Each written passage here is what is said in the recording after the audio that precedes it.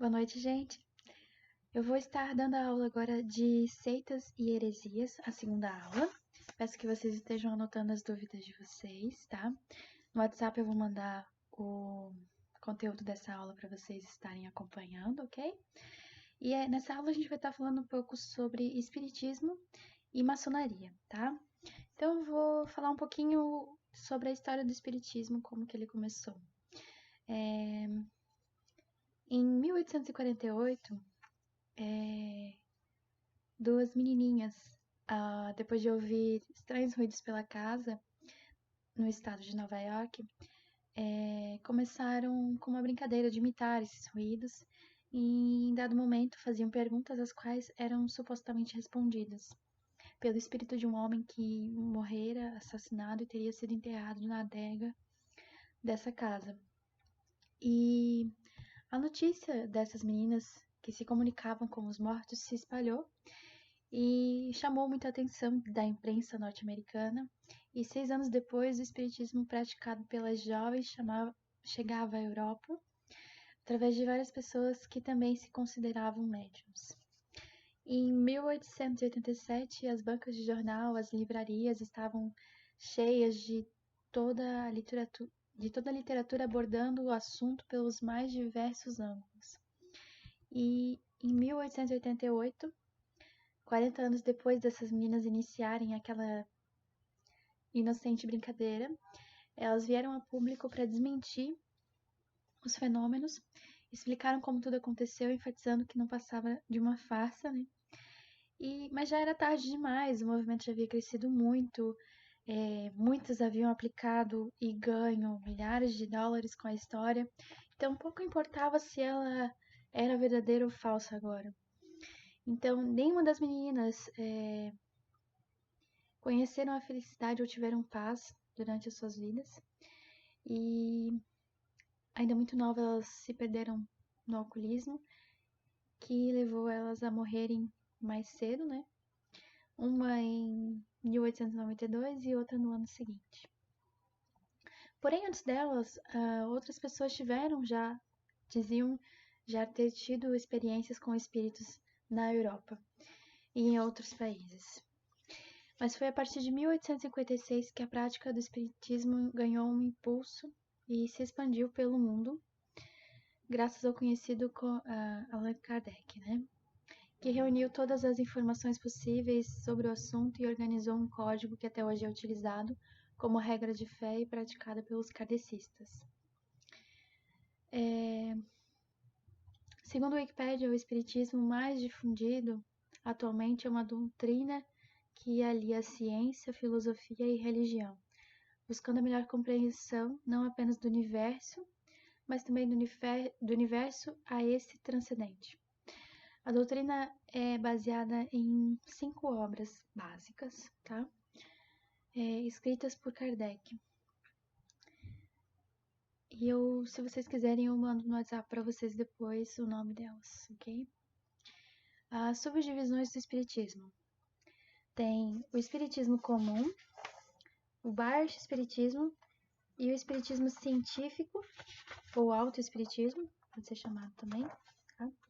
Vamos falar, e o espiritismo kardecista, eu vou falar um pouquinho sobre cada um deles, tá?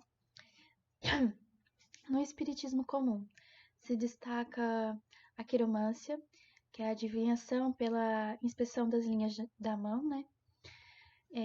Tem a cartomância, que é o uso do baralho comum ou tarô para prever o futuro e ajudar nas decisões a serem tomadas.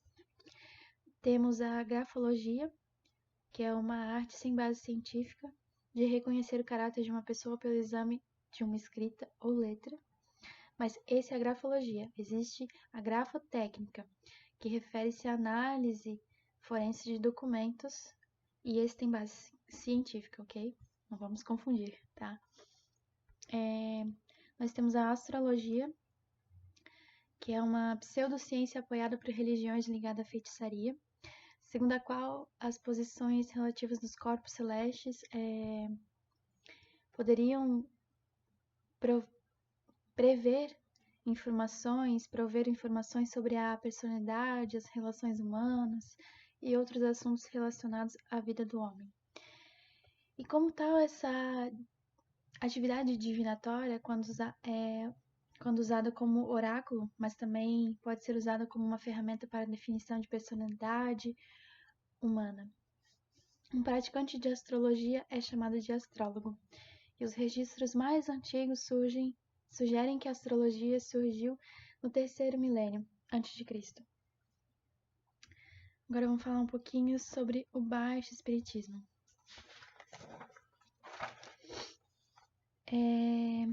O resultado da junção da religião dos africanos, da religião dos índios, da religião dos católicos, da religião do kardecista e práticas do ocultismo. Então, é uma junção, uma fusão de várias religiões, tá?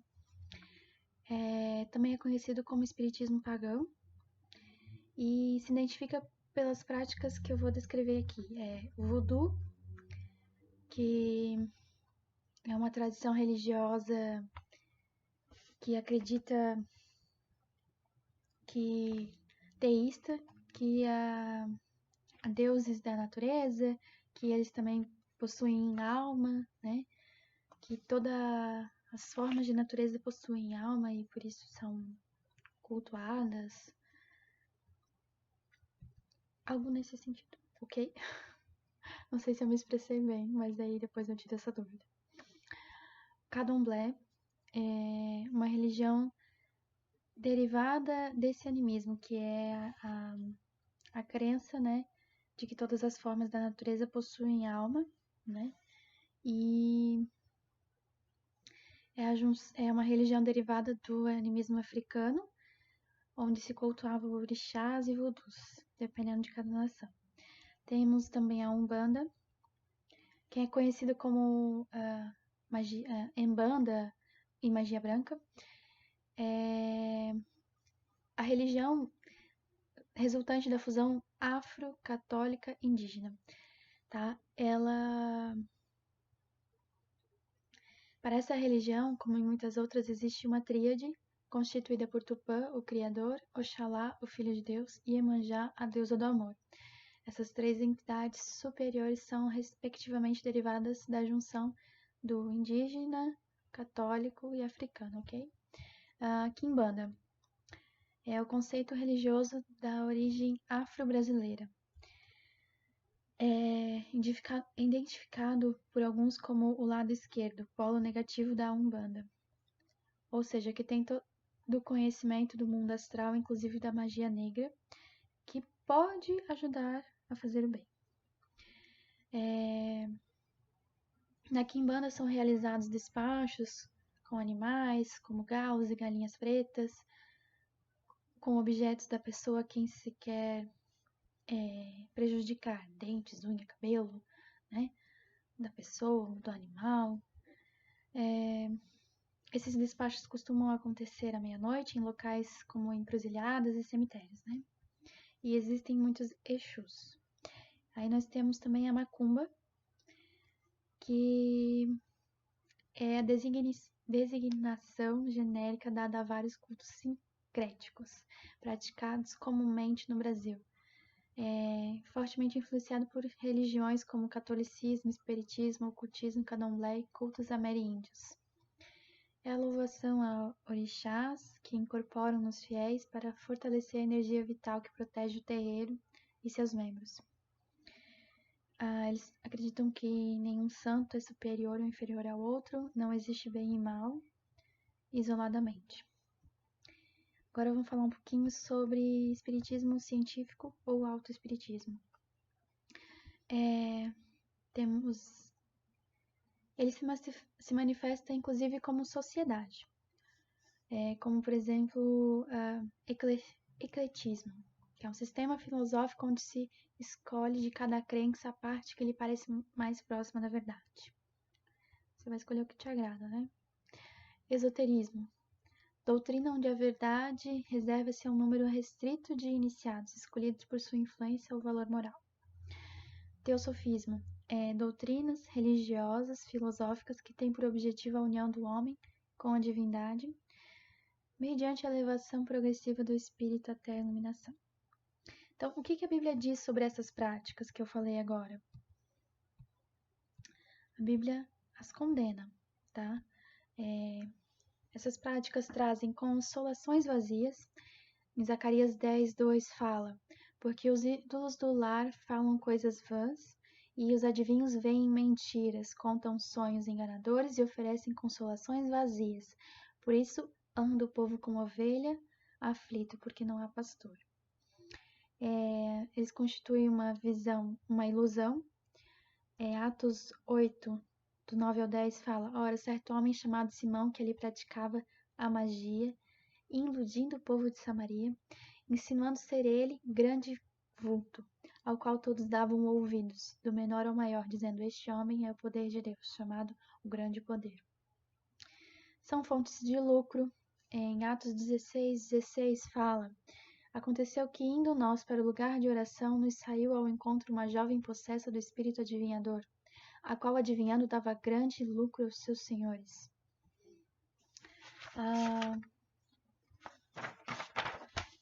Nós não devemos consultar os astros.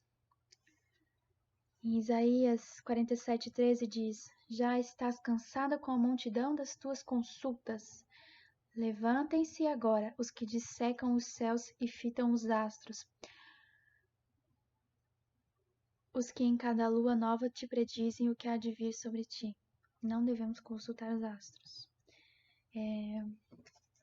São obras da carne. Tá lá em Gálatas 5:19 e 21, tá, gente? Depois estejam lendo. Eu já li ele para vocês hoje, na outra aula, mas vocês vão lembrar a hora que vocês lerem. Os que praticam não entrarão no céu, os feiticeiros e idólatras. Está em Apocalipse 21:8. Quando, porém, aos covardes, aos incrédulos, aos abomináveis, aos assassinos, aos impuros, aos feiticeiros, aos idólatras e a todos os mentirosos, a parte que lhes cabe será no lago que arde com fogo e enxofre, a saber, a segunda morte. Fora ficam os cães, os feiticeiros, os impuros, os assassinos, os idólatras e todo aquele que ama a prática da mentira. Então, não entrarão no céu. Deus é uma veloz testemunha contra os feiticeiros. Malaquias 3:5. Agora vamos falar um pouquinho sobre espiritismo kardecista. A classe de espiritismo comumente praticada no Brasil, e tem as principais teses: a possibilidade da comunicação com espíritos desencarnados, crença na reencarnação, ninguém pode impedir o homem de sofrer as consequências dos seus atos, a caridade é a virtude única, aplicada tanto aos vivos como aos mortos. Deus, embora exista, é um ser impessoal, habitante de mundo longe, distante. E Jesus foi um médium e reformador judeu, nada mais que isso. A teoria da reencarnação e a invocação dos mortos são os pilares da sustentação do espiritismo. A palavra reencarnação significa a volta da alma ou espírito à vida corporal, quer dizer, fazer voltar a alma num corpo. E a palavra reencarnação não existe na Bíblia. E não se confunde com a palavra ressurreição, que significa levantar, erguer, surgir, né? Então, isso não consta na Bíblia, não existe. Os espíritas acreditam que os mortos podem se comunicar com os vivos e ajudá-los. E a Bíblia condena essa prática, gente. Então, vamos falar um pouquinho sobre as doutrinas deles, tá? É grande e complexo, eu vou tentar passar tudo para vocês, tá? Mas eles principalmente negam toda a doutrina bíblica cristã. Então vamos ver um pouquinho o que os espíritas creem acerca dos seguintes temas da doutrina cristã, ok? O que diverge.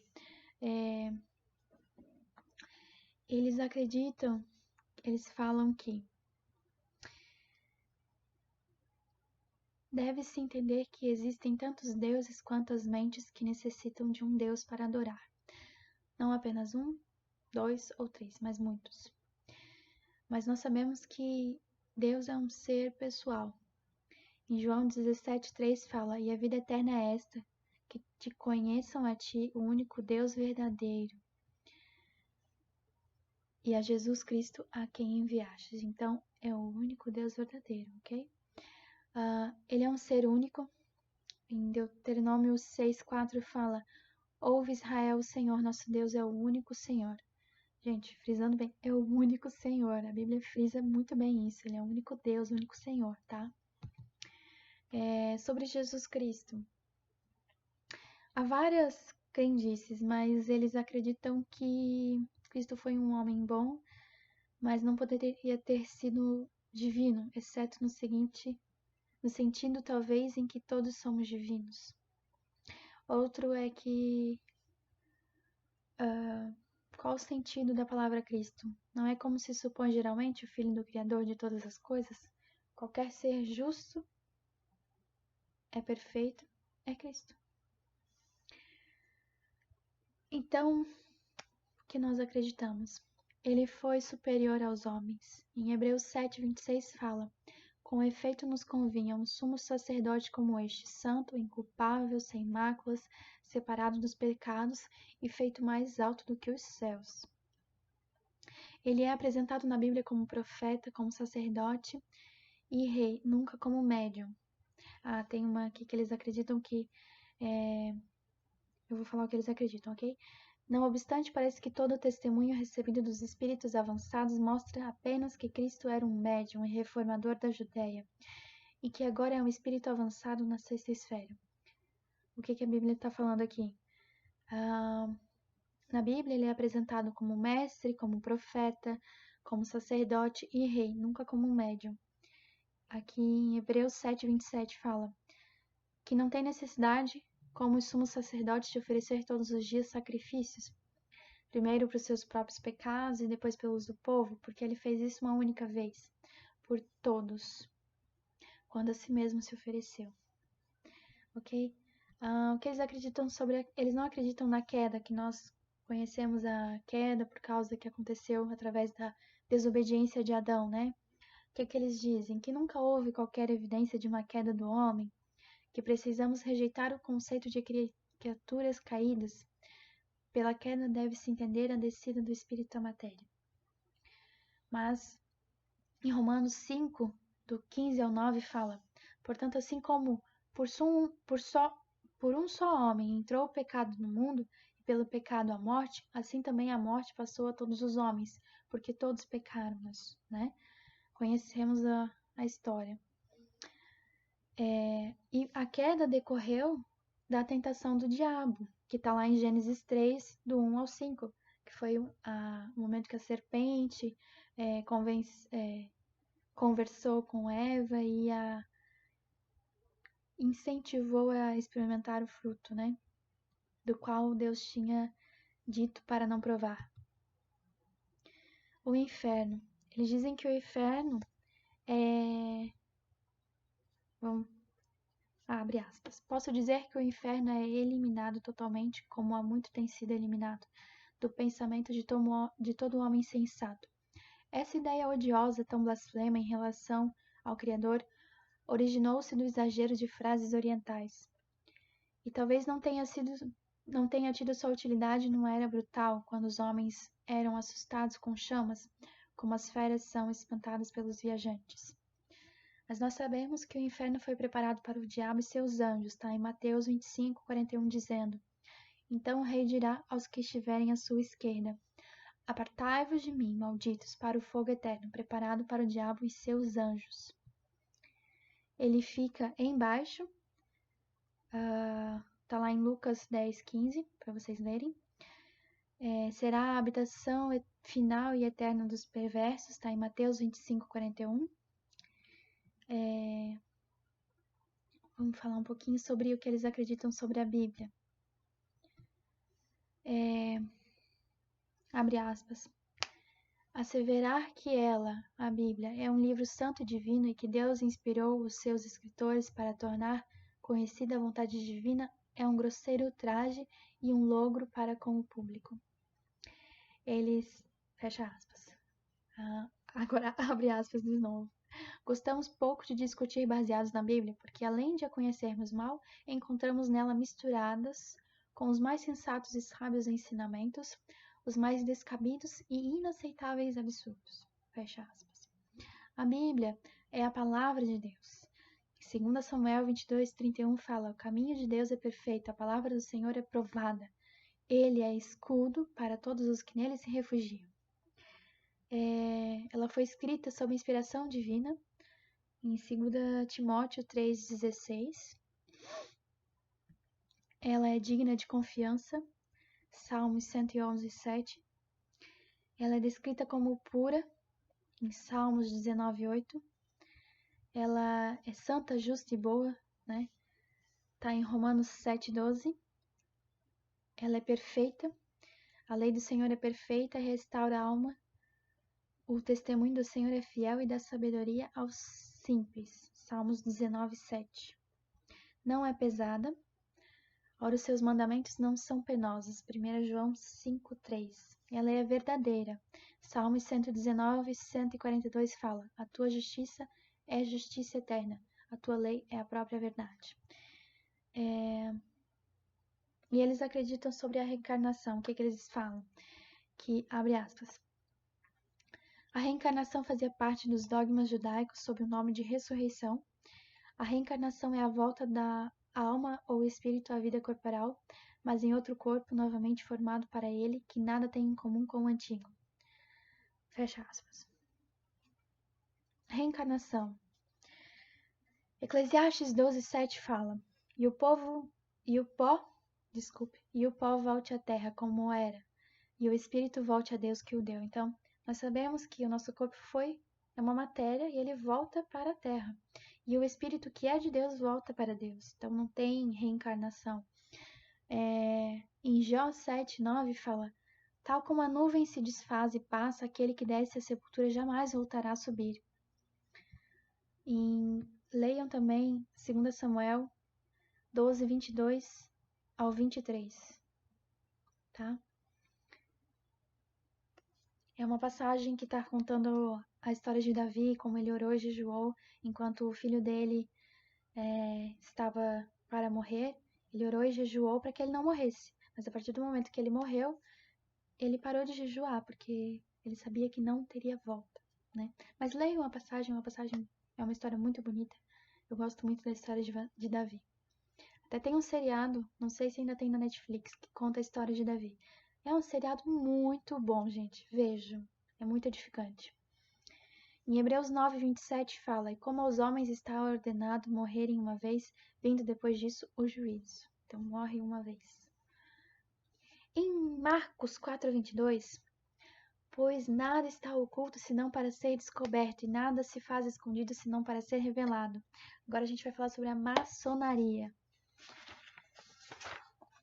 Acredito que você já tenha ouvido falar alguma coisa sobre maçonaria, né? Existem várias histórias que tentam explicar as origens da maçonaria, tá? As buscas da origem iniciática vão desde as primeiras civilizações, passam pelo ocultismo, magia e crendices primitivas. Escritores afirmam que ser o templo de Salomão o berço da maçonaria, tá? A maçonaria é conduzida pela via sagrada, trabalha na sua loja só sob a invocação do grande arquiteto do universo, sobre o livro sagrado, o esquadro e o compasso. Então, existe aquela sigla, né? GADU, o grande arquiteto do universo. É a designação maçônica para um ente superior, planejador e criador de tudo o que existe. O livro sagrado pode ser a Bíblia, pode ser o Alcorão, pode ser a Torá, a codificação espírita. Não existe uma Bíblia só. A definição da maçonaria é uma sociedade discreta que se interessa exclusivamente àqueles que dela participam. Ela é de caráter universal, cujos membros cultivam o aclassismo, a humanidade, os princípios da liberdade, democracia, igualdade e fraternidade, aperfeiçoamento intelectual. Essa definição aponta para as atividades feitas em secreto, sobre um regime de acepção de pessoas, o que torna, portanto, a frase que eu acabei de falar para vocês uma hipocrisia, porque se existe igualdade, não tem acepção de pessoas, né? Mas, ok. É uma sociedade secreta, ritualística e pagã, é uma religião disfarçada e por isso se enquadra no ocultismo. Eles têm vários símbolos, gente. O símbolo do compasso, que é o símbolo do espírito, o esquadro, que é o símbolo da retidão. Eles têm as colunas, que representam os códigos, são os símbolos dos limites do mundo criado, da vida e da morte, do elemento masculino e do elemento feminino, do ativo e do passivo. São também representações físicas das duas colunas de entrada do Templo de Salomão. Tem também o pentagrama, tem a letra G, tem vários símbolos que posso. Muitos símbolos, eu não vou falar todos aqui, gente. Então,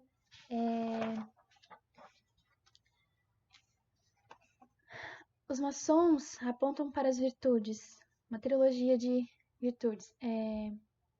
Sabedoria para conduzir os seus projetos, força para sustentar as suas dificuldades, beleza para revelar a delicadeza dos sentidos nobres e fraternais do verdadeiro maçom. Tudo isso na força do seu próprio braço, sem pedir o auxílio de Deus. Exclui-se Deus. As mulheres, em raras exceções, não fazem parte da maçonaria, porém um homem precisa obter a concordância da sua esposa para fazer parte da maçonaria. A Ordem de Molay é uma organização neotemplária fundada nos Estados Unidos para jovens do sexo masculino entre 12 e 21 anos. Ela é patrocinada e mantida pelos maçons. E existe as Filhas de Joé, uma ordem apoiada pela maçonaria e destinada a jovens do sexo feminino entre 10 a 20 anos. A iniciação maçônica não é maçom quem quer, e sim quem pode ser. Fecha aspas. Existem vários ritos de iniciação e eu vou escrever um pouquinho aqui para vocês, mais ou menos, ok? E eles diferem de lugar também, mas a linha geral os maçons acreditam que pode aperfeiçoar-se a si mesmo, e eles acreditam que nem todos podem pertencer à confraria. Por isso eles submetem a questionamento e ao ritual de iniciação aquele que deseja ingressar, chamando-o de o profano. O profano é conduzido a um lugar desconhecido, com os olhos vendados, e chegando lá se tira todos os objetos de metais, joias, dinheiro para entrar na câmara de reflexão. Alguns têm as suas roupas rasgadas, ficam descalços, sofrem humilhações, intimidação e até mesmo ameaças de morte se vierem a revelar os segredos e os mistérios da maçonaria. Mas não se tem muito como saber se é assim mesmo, o que acontece e o que não acontece. A gente só tem uma linha geral, né?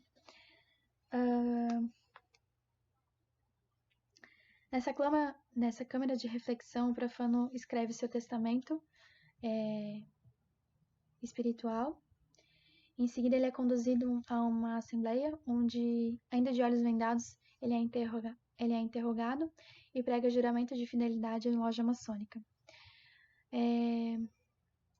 Diz que o profano é obrigado a beber alguns tipos de bebidas e passa por um batismo para ter o coração puro.